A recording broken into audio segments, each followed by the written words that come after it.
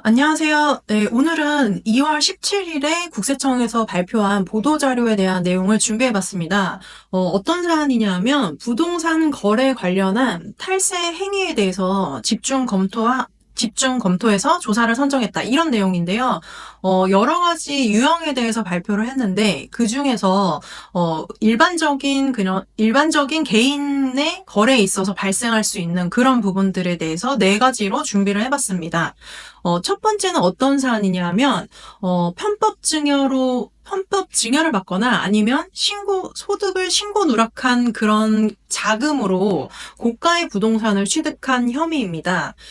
예를 들면, 부모와 자녀가 있는데, 부모가 고액의 예를 들어서 배당이 발생했다든지, 아니면 갖고 있는 부동산을 처분한 이력이 있는 상태에서, 자녀가 부동산을 취득하게 되는데, 그에 반면, 그 자녀는 신고된 소득도 미미하고 그리고 증여를 받았다고 신고한 부분도 없고 이런 상황에서 고가의 부동산을 취득하게 되는 상황이 발생을 하는 거죠. 그래서 여기에 대한 이제 조사가 선정돼서 이루어진다. 이런 내용으로 보시면 될 것 같고요. 두 번째는 이제 가장매매라는 겁니다. 가장매매는 말 그대로 실질 매매가 아닌데 매매인 것처럼 가장을 했다. 이렇게 보시면 될 것 같은데요. 이거는 이런 케이스를 들 수 있을 것 같습니다. 예를 들어서, 두 개의 주택이 있는 개인이 있는데, 그 중 하나의 주택, 특히 두 개의 주택 중에 차익이 별로 많이 안 나는 주택이라든지 아니면 수도권이 아닌 지방에 있는 주택에 해당한다든지 그런 경우가 있을 수 있고 또 다른 하나의 주택은 굉장히 좀 차익이 많이 나는 서울에 있는 수도권에 있는 주택에 해당한다고 한다 그러면 두 개의 주택 중에서 차익이 많이 나지 않는 하나의 주택을 친척이나 이런 아는 분한테 매매를 한 것처럼 가장 매매가 이루어진다는 거죠. 그러면 그렇게 된 이후에는 본인의 입장에서는 하나의 주택만 차익이 많이 나는 하나의 주택만 남게 되는 상황이 되는 거죠. 이렇게 이제 만들어 놓고서 그 차익이 많이 나는 부동산을 팔게 되면 그때는 이제 1세대 1주택 비과세 혜택을 받게 된다는 겁니다. 그러면 양도소득세에서 비과세 혜택을 가져갈 수 있게 되는 거고 그 이후에 당초에 가장 매매해놨던 그 아파트를 부동산을 다시 내 명의로 가져오게 되는 상황이 되는 거죠.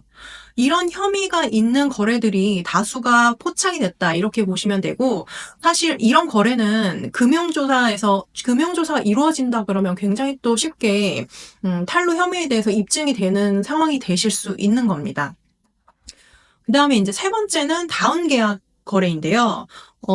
다운계약 거래는 계약서를 작성함으로써 실질 거래 가액보다 낮게 거래한 것처럼 계약서를 쓰고, 그리고, 거기에 대해서 이제 판 사람은 낮은 가액으로 양도소득세를 신고를 하게 되다 보니 양도소득세 탈루가 이루어지게 되는 상황이 되는 겁니다. 그런데 이런 다운계약 같은 경우도 금융조사를 하게 되면 거래관계에 있어서 입출금 내역으로 다 확인이 되다 보니까 어떻게 보면 탈루에 대해서 손쉽게 입증이 될 수 있는 상황이 되는 겁니다. 다운계약을 하게 되시면 불이익이 굉장히 많은데요.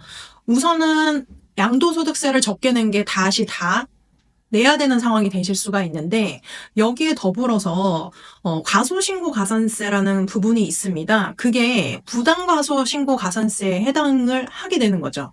일반적인 상황이면 10%에 해당을 하겠지만 이렇게 다운계약서를 써서 양도소득세를 탈루를 했고 거기에 있어서 이제 세금이 부과되는 상황이다. 그러면 40%에 해당하는 부당과소신고가산세가 적용이 된다는 겁니다.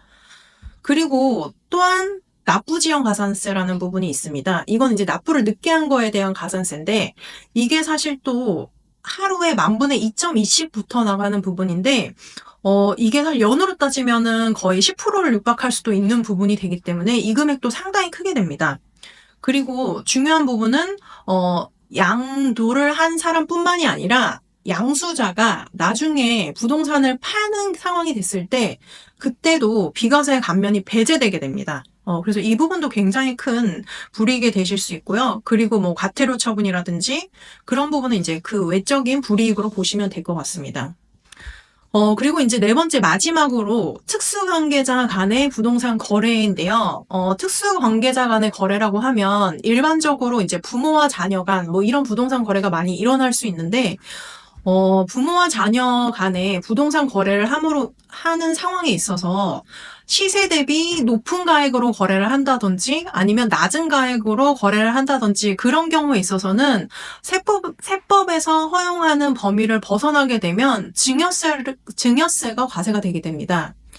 그리고 또 중요한 것은 판 사람 입장에서 시세 대비 낮은 가격이나 높은 가격으로 팔았다고 하더라도 시가만큼이 내 판 가격으로 과세가 되게 되는 상황이 된다는 거죠. 조금 어려운 개념이실 수 있는데 간단히 말씀드려서 부모와 자녀 간 이런 특수관계인 간의 거래에 있어서는 시가와 비교했을 때 세법에서 허용하는 적정한 가액으로 거래를 해야 된다.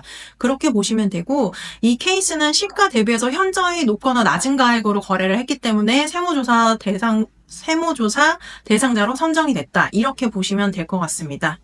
네, 오늘 영상은 이상으로 마치겠습니다. 감사합니다.